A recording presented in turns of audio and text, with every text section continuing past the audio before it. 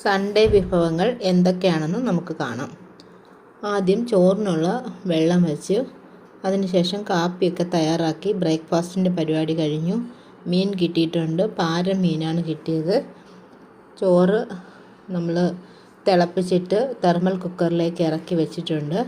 അതിനിടയ്ക്ക് നമുക്ക് കപ്പ വേവിക്കണം. അപ്പോൾ കപ്പയാണ് വേവിച്ചിട്ട് നമ്മൾ മറ്റേ അടുപ്പിലോട്ട് മാറ്റി വേവിച്ചിട്ടില്ല. അതിനെ റെഡിയാക്കി തിളപ്പിച്ച് മറ്റേ അടുപ്പിലോട്ട് വെച്ചിട്ടുണ്ട്. അതിനുശേഷം മീൻ കറിക്കുള്ള പരിപാടികളാണ് നോക്കുന്നത്.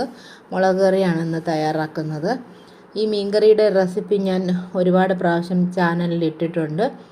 ഇത് സിമ്പിളായിട്ട് നമുക്ക് തേങ്ങയൊന്നും അരയ്ക്കാതെ നല്ല വറ്റിച്ചെടുക്കാം. കപ്പയുടെ കൂടെയൊക്കെ കഴിക്കാൻ പറ്റിയ നല്ല സിമ്പിളായിട്ടുള്ള ഒരു മീൻ കറിയാണ്. നല്ല ടേസ്റ്റിയാണ്. ഇത് പൊടികളെല്ലാം കുതിർത്തിട്ട് തക്കാളിയും ഉപ്പും പുളിയും എല്ലാം കൂടി പിഴിഞ്ഞൊഴിച്ച് തിളപ്പിച്ചതിന് ശേഷം മീൻ പറക്കിയിട്ട് വറ്റിച്ചെടുക്കുന്നതാണ് ഈ കറിയുടെ രത്ന ചുരുക്കം എന്ന് പറഞ്ഞാൽ.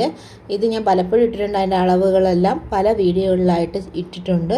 അതുകൊണ്ടാണ് അത് ഇനി ഓരോന്നും എത്ര സ്പൂണ് എന്ന് പറയാത്തത്.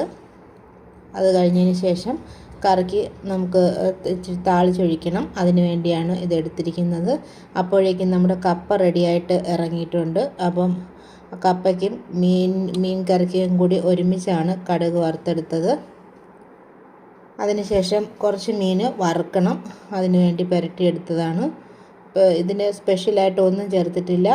മുളക് പൊടി, മഞ്ഞൾപ്പൊടി, കുരുമുളക് പൊടി ഇത്രയും മാത്രമേ ചേർത്തിട്ടുള്ളൂ. എന്നിട്ട് അത് പുരട്ടിയെടുക്കാൻ നേരത്ത് കുറച്ച് വിനാഗിരിയും കൂടി ചേർത്തിട്ടുണ്ട്. അതിനുശേഷം നമുക്ക് അത് വേവുന്ന സമയത്തിന് നമുക്ക് മോര് കാച്ചണം. മോര് കാച്ചാൻ വേണ്ടി അരപ്പാണ് എടുത്തത് മിക്സിയുടെ ജാറിലേക്ക്. അപ്പോഴേക്കും മീൻ തിരിച്ചിടാൻ സമയമായി. ആ മീൻ തിരിച്ചിട്ടിട്ട് മോര് കാച്ചുന്നതിൻ്റെ പരിപാടിയിലേക്ക് പോകാം. മോരിൻ്റെ അരപ്പ് അരച്ചെടുത്തിട്ടുണ്ട്. ഇനി ഇതിനകത്ത് ഇത് മോരിൻ്റെ അരപ്പ് മാത്രമാണ്. അതിനുശേഷം തൈരും കൂടി ഒഴിച്ച് മിക്സിക്കകത്തിട്ട് ഒന്നടിച്ചെടുക്കണം. ഒന്നിങ്ങനെ ക്രഷ് ആക്കുകയും ചെയ്യാൻ പാടുള്ളൂ. ഒരുപാട് കറക്കി കഴിഞ്ഞാൽ അതിൻ്റെ നെയ്യ് തെളിയും. ഞാൻ വീട്ടിൽ തന്നെ തയ്യാറാക്കിയ തൈരാണ് ഇതിനായിട്ട് ചേർത്തിരിക്കുന്നത്.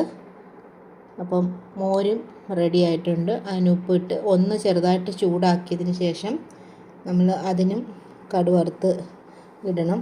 അപ്പോഴേക്കും മീനെല്ലാം റെഡി ആയിട്ടുണ്ട്. ഇത് മോര് കാച്ചതിന് വേണ്ടിയിട്ടുള്ള കടുക് വറുത്തതാണ്.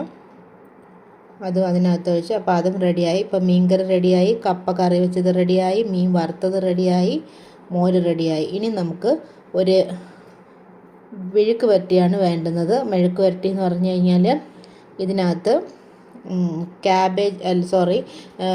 ക്യാരറ്റ് ഉണ്ട്, ബീൻസ് ഉണ്ട്, ഒരു പൊട്ടറ്റോ ഉണ്ട്, ഒരു സവാള ഉണ്ട്. ഇത്രയും കൂടി നമ്മൾ നീളത്തിൽ അരിഞ്ഞിട്ട് ആണ് ഇത് നമ്മൾ മെഴുക്ക് വരട്ടാനായിട്ട് എടുക്കുന്നത്. അപ്പോൾ ഇത് സാധാരണ പോലെ മെഴുക്ക് വരട്ടുന്ന കുറച്ച് എണ്ണ ഒഴിക്കുക. അതിനകത്ത് ഇത്തിരി കടുക് പൊട്ടിച്ചതിന് ശേഷം ഇതെല്ലാം കൂടി ഇട്ട് നന്നായിട്ട് വാട്ടിയെടുക്കുക. ഈ ക്യാരറ്റിനൊക്കെ ഇച്ചിരി വേവുള്ള കട്ടിയായിട്ടുള്ള സാധനം ഇത്തിരി വേവുള്ളത് കൊണ്ട് നമ്മളത് അടച്ച് വെച്ചാണ് വേവിക്കുന്നത്. വെള്ളമൊന്നും ഒഴിക്കത്തില്ല. എന്നിട്ട് കുറച്ച് മുളക് പൊടിയും ഒരു ശകലം മസാലപ്പൊടി, വളരെ കുറച്ച് മസാലപ്പൊടിയും ഒരു ശകലം മഞ്ഞൾപ്പൊടിയും ഉപ്പും ഇട്ട് മാത്രം അതിനെ റെഡിയാക്കി എടുക്കുകയാണ്. ഇത് നല്ലൊരു മെഴുക്ക് വരട്ടിയാണ്. അപ്പം മെഴുക്ക് വരട്ടിയുടെ പരിപാടിയും കഴിഞ്ഞു. അതും മാറ്റി വെച്ചു. എല്ലാ പരിപാടികളും ഏകദേശം നമുക്ക് കഴിഞ്ഞിട്ടുണ്ട്.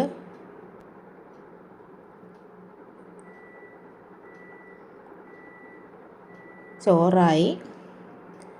എല്ലാ വിഭവങ്ങളും എന്തൊക്കെയാണെന്ന് കാണാം. ചോറ്, മീൻ കറി,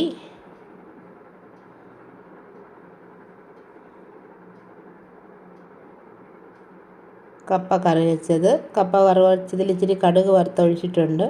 അതാണ് മുകളിൽ കാണുന്നത്. പിന്നെ മോര് കാച്ചിയത്.